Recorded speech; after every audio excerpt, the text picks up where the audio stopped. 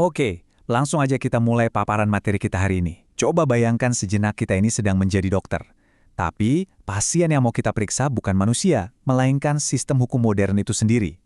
Nah, untuk mendiagnosis penyakit si pasien ini, kita bakal pakai pisau bedah filosofis dari sebuah buku yang sangat menarik berjudul Organum Noeticum, karya Prof. Dr. Kelikwardiyono. Beliau melihat ada penyakit kronis, sebuah krisis mendalam di jantung jurisprudensi modern kita saat ini. Jadi, ini bukan cuma bahas hukum di atas kertas ya, ini benar-benar pembedahan filosofis yang cukup radikal. Di awal bukunya, penulis langsung memberi gebrakan lewat puisi yang menohok. Beliau memelesetkan mantra terkenal dari Descartes yang berbunyi "Aku berpikir, maka aku ada", dan menyebutnya sebagai gejala kesombongan spiritual. Premis utamanya jelas banget di sini. Hukum modern itu seringkali terlalu mendewakan teks dan prosedur. Saking didewakannya, teks itu malah jadi jauh lebih sakral daripada martabat kemanusiaan itu sendiri. Ngeri juga kan? Selamat datang di eksplorasi materi kita. Hari ini kita bakal coba mengurai secara netral dan objektif gimana sih diagnosis terstruktur dari buku ini soal sistem hukum modern. Nggak cuma kritik aja, kita juga bakal melihat jalan keluar yang ditawarkan oleh penulis yang beliau sebut sebagai epistemologi hukum noetik. Kita bakal bedah semuanya pelan-pelan supaya konsep yang mungkin kedengarannya berat ini bisa kita pahami sama-sama. Agenda kita kali ini cukup padat dan menarik. Kita mulai dari diagnosis krisis spiritual hukum modern, lalu lanjut ngebahas 3 mutasi spesifik atau mazhab utama yang dikritik habis-habisan di buku ini, dan terakhir, kita bakal merangkum semuanya ke dalam apa yang disebut matriks dialektika noetik. Kita masuk ke bagian pertama, yaitu krisis spiritual hukum modern. Di sini kita bakal ngeliat fondasi awal dari keseluruhan argumen sang penulis. Jadi, diagnosis intinya tuh begini. Jurisprudensi modern pada dasarnya sudah memutus hubungannya dengan panduan ilahi. Penulis menyebut ini ibarat kita memotong tali pusar ontologis. Akibatnya apa? Hukum jadi punya semacam blind spot atau kebutaan spiritual yang disebut hijab epistemologis. Karena terputus dari kebenaran transendental, sistem ini akhirnya kehilangan etika dan kesadaran diri di hadapan sang pencipta. Sebuah kondisi yang beliau sebut sebagai hilangnya adab atau loss of adab. Nah, sekarang kita masuk ke mutasi patologis yang pertama, yakni ilusi nalar hukum alam yang sekuler. Kalau kita lihat sejarahnya, tokoh-tokoh klasik seperti Hugo Grotius dan Immanuel Kant itu memelopori sistem di mana nalar manusia secara efektif menggusur ketetapan ilahi. Grotius bahkan pernah bilang kalau hukum itu bakal tetap berlaku, meskipun, katakanlah, Tuhan itu tidak ada. Coba bayangin itu. Penulis buku ini menganggap momen tersebut sebagai sebuah kudeta epistemologis, sebuah pemberontakan di mana akal budi manusia mengangkat dirinya sendiri secara mutlak sebagai pembuat hukum tertinggi. Perbandingan di sini benar-benar nunjukin pergeseran yang sangat radikal. Wahyu atau agama tiba-tiba diasingkan dari ilmu hukum, cuma dianggap sebagai urusan pribadi yang gak ilmiah. Di sisi lain, akal manusia justru didewakan. Intuisi spiritual itu ibarat dibunuh perlahan, dan posisinya digantikan oleh logika kalkulatif otak yang bertindak layaknya Tuhan baru yang penuh kesombongan. Terus, buat apa pemikiran kayak gini dibahas? Karena dampaknya nyata banget di dunia kita. Sistem yang katanya menjunjung tinggi rasionalitas ini, secara empiris malah menciptakan tatanan yang dingin dan bekerja persis kayak robot tanpa hati nurani. Ironisnya lagi, secara historis, logika hukum ini pula lah yang dipakai untuk melegitimasi penindasan kolonial. Atas nama apa yang mereka sebut standar peradaban, bangsa Eropa dengan angkuhnya memaksakan aturan mereka kepada bangsa Timur.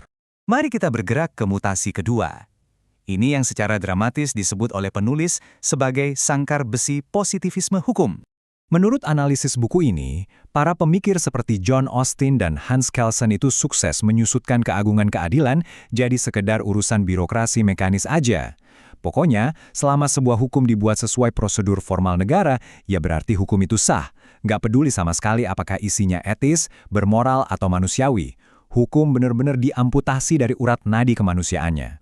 Jadi yang terjadi di sistem ini tuh unik sekaligus miris. Etika dan pertimbangan moral dibuang jauh-jauh karena dianggap bisa mencemari kemurnian hukum. Akibatnya apa? Para ahli hukum malah terjebak di dalam sangkar besi rasionalitasnya sendiri.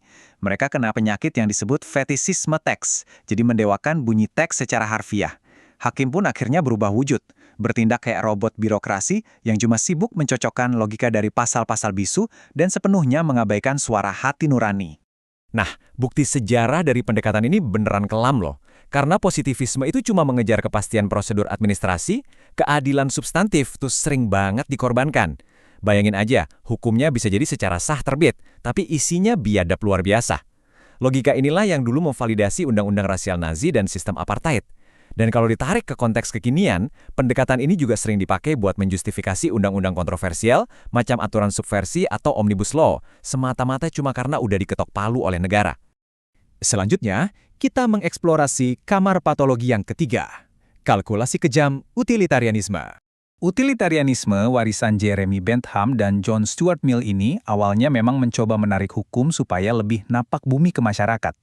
Tapi buku ini mendiagnosisnya sebagai sebuah kalkulasi yang kejam. Kenapa? Karena keadilan direduksi jadi sekedar hitung-hitungan matematis, mana yang ngasih kebahagiaan materi paling besar buat mayoritas. Masalahnya, derajat manusia diturunkan cuma jadi komoditas ekonomi atau homo economicus yang bisa dikorbankan demi efisiensi. Di cara pandang utilitarian ini, wahyu ditolak mentah-mentah. Konsep keadilan transendental atau hak mutlak pemberian Tuhan dianggap sebagai omong kosong belaka yang nggak bisa masuk ke dalam buku kas akuntan. Akal budi kita direndahkan, cuma jadi sekedar mesin kalkulator biologis. Manusia dipandang hanya bergerak berdasarkan insting paling dasar. Pokoknya gimana caranya lari dari rasa sakit dan mengejar kenikmatan duniawi sebanyak-banyaknya. Praktek pahitnya di lapangan, pola pikir hitung-hitungan ini secara empiris sering banget berujung pada kekerasan struktural dan melahirkan tirani mayoritas. Kita ambil contoh kasus penggusuran paksa masyarakat adat atau perampasan lahan yang dilegalkan atas nama pembangunan. Kok bisa sih hal kayak gitu dilegalkan? Ya karena penderitaan kelompok yang minoritas dengan dinginnya cuma dianggap sebagai biaya pembangunan yang wajar dibayar demi keuntungan ekonomi pihak mayoritas. Akhirnya, kita sampai pada puncak sintesis dari paparan ini, matriks dialektika noetik. Tabel ini merepresentasikan matriks noetik, instrumen diagnosis utama dari sang penulis. Ini benar-benar alat ukur yang brilian untuk memetakan berbagai mazhab filsafat tadi ke dalam koordinat patologis yang spesifik, murni dilihat dari seberapa parah tingkat kebutaan spiritual mereka. Mari kita cermati gimana positivisme, hukum alam, dan utilitarianisme mengambil posisi di dalam matriks ini. Positivisme dan hukum alam secara tegas ditaruh di koordinat A, yaitu gabungan antara nalar sekuler dan keterasingan. Mereka ini adalah sistem yang sepenuhnya memutus akar transendental, bikin hukum itu kering dan terbengkalai layaknya jasad tanpa ruh. Akhirnya, orang taat hukum itu bukan didorong oleh panggilan iman atau janji kosmis dengan Tuhan, melainkan murni karena takut dihukum atau takut pada ancaman teror dari instrumen negara. Sementara itu, utilitarianisme menempati koordinat C, nalar sekuler ditambah integrasi material. Emang sih, mazhab ini mencoba menyentuh realitas sosial di lapangan, tapi kompas mereka udah kehilangan arah vertikalnya menuju langit. Mereka menderita apa yang disebut reduksionisme hedonistik. Pada akhirnya, martabat kemanusiaan dan alam sekitar rela dikorbankan cuma demi memuaskan perhitungan angka statistik dan ego kelompok mayoritas. Sebagai penutup, penulis meninggalkan kita dengan satu diagnosis akhir yang bikin merinding. Sebuah kondisi modern yang disebut cosmic homelessness atau keterasingan kosmis. Ini momen yang pas untuk kita renungkan bersama. Apa jadinya sebuah peradaban yang punya ribuan undang-undang super mega, dengan gedung pengadilan yang berdiri agung, tapi manusianya justru tersesat dan lupa jalan pulangnya menuju Sang Pencipta? Bukankah itu bikin kita mikir, apa sebenarnya arti keadilan yang sesungguhnya kalau ia sudah kehilangan jangkar spiritualnya? Terima kasih sudah ikut menyelami pemikiran mendalam ini.